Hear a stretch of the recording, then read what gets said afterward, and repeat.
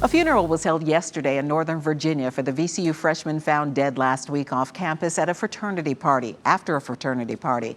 Adam Oaks' family says he was the victim of hazing. VCU has since suspended the Delta Chi fraternity as the incident is investigated. Oaks' death has affected many here in our local community and has also gotten the attention of a family involved in a similar incident in Pennsylvania. CBS 6 problem solver Laura French is here now with a preview of her latest investigation. Hi, Laura. Cheryl. First of all, what is the latest in the investigation into Oaks' death? I know that VCU and the city police and others are investigating right now. Right. Well, we did check in with the Richmond Police Department yesterday to see if they had anything new to add. They did say that it is still under investigation and they didn't have anything new to report. So we don't have anything to report on our end. We did check in with VCU. You know that they are doing an independent review of Greek life. We asked them if they have any idea on how long that would last or when they would be making recommendations. They do not have a timetable on that.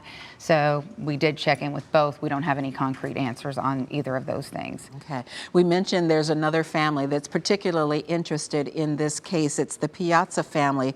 Who are they and why are they so affected by this case here in Richmond? Right. So Timothy Piazza back in 2017 was a sophomore at Penn State. He was in a fraternity in Penn State, the Beta Theta Pi fraternity. He was a pledge, and on the night of February 2nd, he was at his fraternity house, and in about an hour and a half time frame, less than that, he drank 18 drinks. His parents say they found out the next day that he never came home. His older brother got a call that he never showed up back at his apartment. He called around to different hospitals in the area. His parents said at around noon that day, they received a call from their older son that there was a terrible accident and they needed to come right then. His brother said that he showed up at the hospital and his younger brother, Tim, was on life support. He was bloodied, and that they had to transport him to Hershey Medical Center. Within 2 days, Tim Piazza had died. So it was not just from drinking, but he had fallen multiple times and he was left alone. So it was a hazing ritual, Cheryl, that he died from. And since that fateful night, his parents have made it their mission to push for stronger legislation at the state and at the federal level, and also educate kids that they can take a stand. They can say no to these hazing rituals, and that legislators need to take a more, powerful stand. Here in Virginia, it's a Class 1 misdemeanor.